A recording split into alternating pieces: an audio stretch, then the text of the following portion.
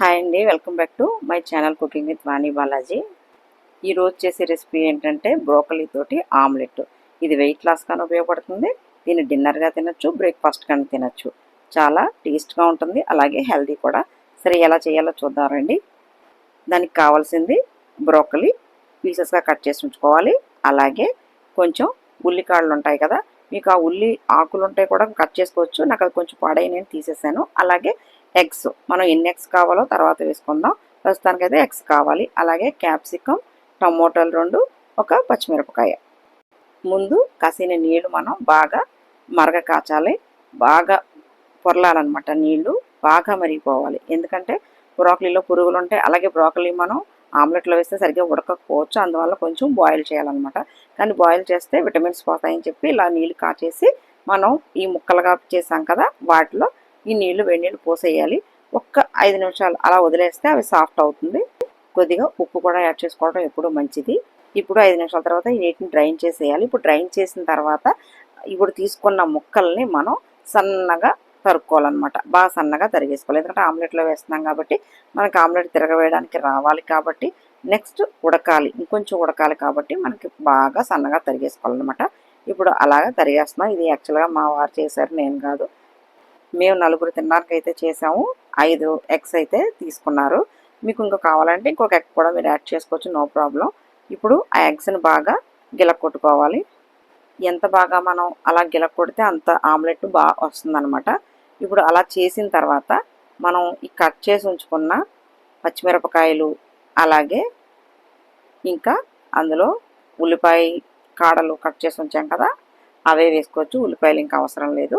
ఇవి వేసుకుంటే అవి అవసరం లేదు. అవి లేకపోతే కనుక మీరు ఉల్లిపాయలు యాడ్ చేసుకోండి. తర్వాత క్యాప్సికమ్ కూడా కట్ చేసింది అయితే నేను చూపించలేదు. అలాగే టొమాటోస్. నెక్స్ట్ బ్రోకలీ కట్ చేసుకున్నాం కదా, 250 గ్రామ్స్ 300 గ్రామ్స్ లెక్కకి ఒక బ్రోకలీకి అయితే తీసుకుని మీరు కట్ చేసుకుని అందులో మిక్స్ చేసేసుకోవచ్చు అనమాట. ఇప్పుడు ఇందులో కొంచెం పసుపు, అలాగే కొంచెం ఉప్పు, దాని తర్వాత కొంచెం మిరియాల పౌడర్ ఫ్రెష్గా ఉంటే వేసుకోండి, లేదంటే మీరు ఇంట్లో ఉన్న పౌడర్నే యాడ్ చేసుకోవచ్చు. వేసుకుని ఇవన్నీ కలపాలి. బాగా కలిసేలాగా మనం కలుపుకోవాలి. ఇటువంటప్పుడు మీకు ఒకవేళ లిక్విడ్ సరిపోదు అనుకుంటే ఒక ఎగ్ యాడ్ చేసుకోండి, నో ప్రాబ్లం. ఇందులో ఇన్నే ఉండాలి అన్నీ ఉండాలని ఏమి లెక్కలేదు. ఇప్పుడు స్టవ్ వెలిగించి తవా పెట్టుకొని కొంచెం వేడెక్కిన తర్వాత దాని మీద కొద్దిగా ఆయిల్ అప్లై చేసుకోవాలి. ఇది కొంచెమే వేశారు, మరీ ఎక్కువే వేయలేదు. దాన్ని కొంచెం అలా మనం మొత్తం అంతా స్ప్రెడ్ అయ్యేలాగా చేసుకుంటే సరిపోతుంది అనమాట. ఆయిల్ కూడా తక్కువే పడుతుంది. ఇది మంచిదే కదా, మనకి హెల్తీయే కదా. ఇప్పుడు మనం ఈ కలిపి పెట్టుకున్న ఆమ్లెట్ మొత్తం కలిపాం కదా, ఇదంతా కూడా ఒకసారి కలిపేసుకుని ఇప్పుడు మనం ఆమ్లెట్ కింద వేసుకోవాలి. మీరు ఎన్ని కావాలో అన్ని వేసుకోండి.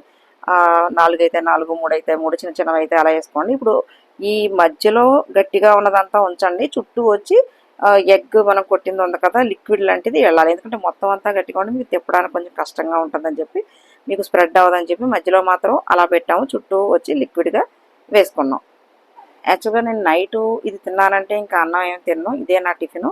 అలాగే బ్రేక్ఫాస్ట్గా కూడా మీరు తింటే కనుక చాలా అంటే కార్బోహైడ్రేట్స్ అవి తినక్కర్లేకుండా దీంతో మీకు చాలా హెవీగా ఉంటుంది. తిన్నప్పుడు చాలాసేపు ఏమీ తినకుండా కూడా ఉండగలరు.